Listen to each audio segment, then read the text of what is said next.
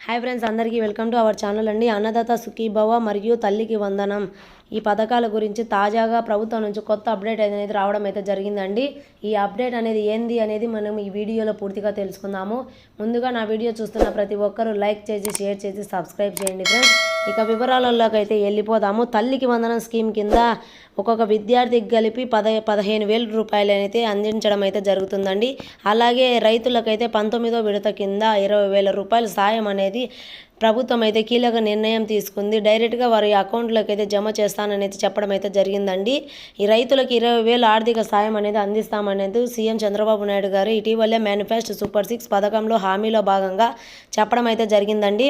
ఆంధ్రప్రదేశ్ ముఖ్యమంత్రి చంద్రబాబు నాయుడు గారు పలు సంక్షేమ పథకాలు అమలు చేస్తూ దూసుకుపోవడం అయితే జరుగుతుందండి.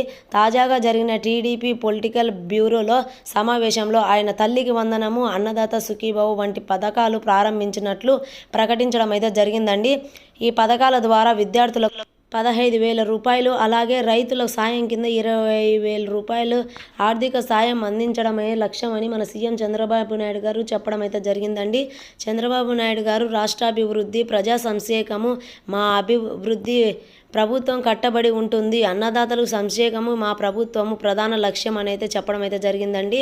అన్నదాత సుఖీభవ పథకం ద్వారా రైతులకు సంవత్సరానికి 3 విడతలుగా ఆర్థిక సాయం అనేది అందిస్తామని అయితే చెప్పడం అయితే జరిగింది మన సీఎం చంద్రబాబు నాయుడు గారు.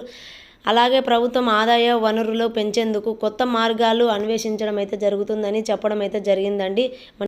అలాగే ఈ రైతులకు 20,000 రూపాయలు పడాలంటే కంపల్సరీగా ఈకేవైసీ అనేది చేయించుకోవాలండి.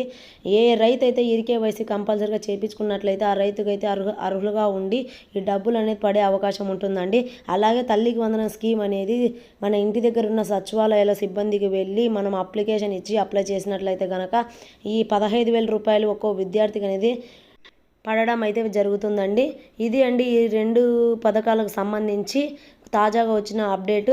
ఈ వీడియో చూస్తున్న ప్రతి ఒక్కరూ లైక్ చేసి, షేర్ చేసి, సబ్స్క్రైబ్ చేయండి ఫ్రెండ్స్. మరిన్ని విషయాలు అయితే మనం నెక్స్ట్ వీడియోలో ఇంకా క్లారిటీగా తెలుసుకుందాం.